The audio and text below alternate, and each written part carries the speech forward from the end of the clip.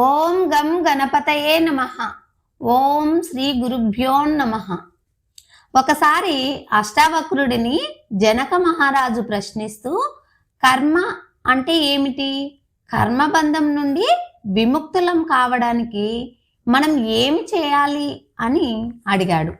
అప్పుడు అష్టావక్ర మహర్షి ఆ ప్రశ్నలోని లోతును గమనించి జనక మహారాజుతో ఇలా చెప్పాడు. మనలో చాలా మందిమి కర్మ అనగానే అదొక బంధం అని, అది మనల్ని కట్టిపడేస్తుందని ఊహించి దాని నుండి బయటపడడానికి పూజలని, గ్రహదోషాలని, వాటి నివారణ లాంటి మార్గాలను అన్వేషిస్తూ ఉంటాం. మామూలుగా కర్మ అనేది మనం చేసేదే కానీ అది ఎక్కడి నుంచో ఊడిపడేది కాదు. కాస్త ఆలోచించి చూస్తే కర్మ అనేది మనల్ని మనకు కళ్ళకు కట్టినట్టుగా చూపిస్తుంది అని అంటాడు. అప్పుడు జనక మహారాజు, గురువుగారు కాస్త వివరించి చెప్పగలరా అని అడిగాడు. అప్పుడు అష్టావక్ర మహర్షి చెబుతూ, కర్మను మనము తప్పుగా అర్థం చేసుకొని దాన్ని మనము ఒక భూతంలా చూస్తున్నాం. అందుకే దాన్ని ఎలా తొలగించుకోవాలా అని మదన పడుతూ ఉంటాం. అలా కాకుండా కర్మను అంటిపెట్టుకొని ఉన్నది ఎవరు అని ఒక్కసారి మనల్ని మనం ప్రశ్నించుకుంటే కర్మను మనం చూసే కోణమే మారిపోతుంది.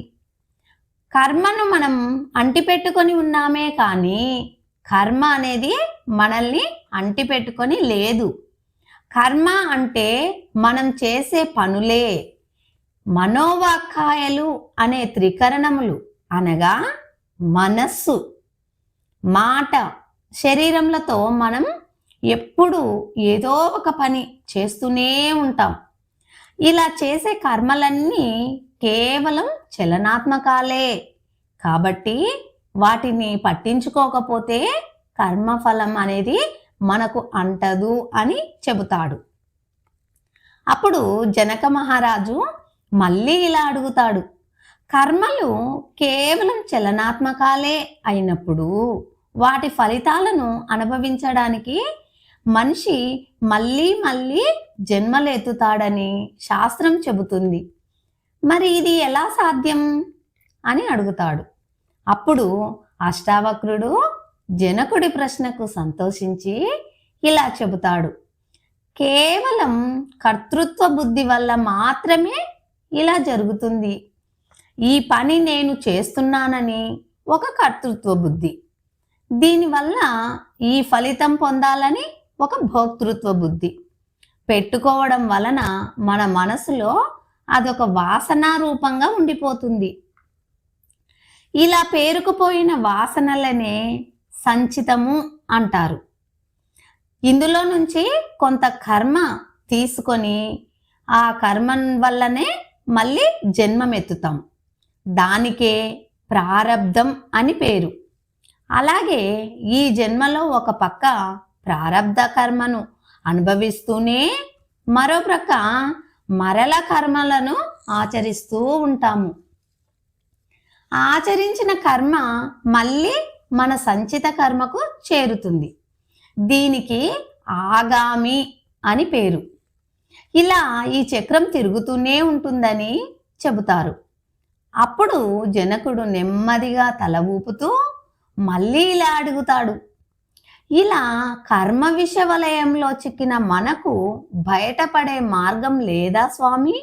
ఉంటే మాకు సెలవు ఇవ్వగలరు అంటూ అడుగుతాడు. అప్పుడు అష్టావక్ర మహర్షి జనకుడి జ్ఞానతృష్ణకు సంతోషించి నవ్వుతూ ఇలా చెబుతాడు, కర్మ విషవలయం నుండి మనం ఎలా బయటపడాలో వేదాలలో చక్కగా వివరించారు. అది ఎలాగో చూద్దాం. బృహదారకన్యంలో యాజ్ఞవల్క్య మహర్షి తన భార్య అయిన మైత్రేయికి ఒక ఉపాయం బోధించాడు. ఒకనాడు యాజ్ఞవల్క్య మహర్షి సన్యాసం పుచ్చుకొని అరణ్యానికి వెళుతూ చిన్న భార్య అయిన మైత్రేయిని పిలిచి, నేను సన్యసించి వెళుతున్నాను. నా ఆస్తిని నీవు మరియు కాత్యాయని సమానంగా పంచుకొని సుఖంగా జీవించండి అని చెబుతాడు. అప్పుడు మైత్రేయి, మీరు పంచిపోయే ఈ ఆస్తి వల్ల నాకు అమృతత్వం అనేది సిద్ధిస్తుందా స్వామి అని అడుగుతుంది. అప్పుడు ఆ మహర్షి ఆ మాటలకు నవ్వి, ఆస్తుల వల్ల అమృతత్వం సిద్ధించదు, అది ఒక ఆత్మ దర్శనం వల్ల మాత్రమే దక్కుతుంది అని అంటాడు. అప్పుడు మైత్రేయి, అయితే నాకు ఈ పనికి మాలిన ఆస్తి దేనికి? ఆత్మదర్శనానికి సాధనమేదో దానినే నాకు బోధించండి అని అడుగుతుంది. అప్పుడు ఆ మహర్షి 3 మాటల్లో బోధిస్తాడు. అవే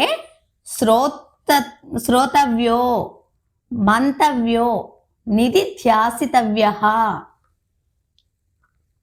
అవే శ్రవణ, మనన, నిధిధ్యాసలు అనగా ఉపనిషత్తులు బోధించే తత్వమసి అహం బ్రహ్మస్మి లాంటి మహావాక్యాలను అర్థం చేసుకొని గురుముఖతః వినడం, అలా విన్న వాటిని మననం చేసుకోవడం అంటే విచారణ చేయడం. మననం హేతు దృష్టాంత రూపంలో సాగుతుంది. ఇలా సాధించిన జ్ఞానాన్ని పదిలపరుచుకోవడమే నిధిధ్యాసన. కర్మ ప్రాబల్యం ఎంత ఉన్నా శ్రవణ, మనన, నిధిధ్యాసలను అభ్యసిస్తూ పోతే ఆత్మజ్ఞానం అనేది లభిస్తుంది. ఎప్పుడైతే మనకు ఆత్మజ్ఞానం అనేది లభిస్తుందో అప్పుడు మనం ఈ కర్మలను కర్తృత్వ, భోక్తృత్వ భావనలతో కాకుండా వాటిని ఒక సాక్షిగా గమనిస్తాం. ఇలా ఆ కర్మలకు సాక్షిగా ఉండటం వలన వాటి ఫలితం మనకు అంటదు. కేవలం అజ్ఞానం వలన మాత్రమే కర్మఫలం మనకు అంటుకుంటుంది.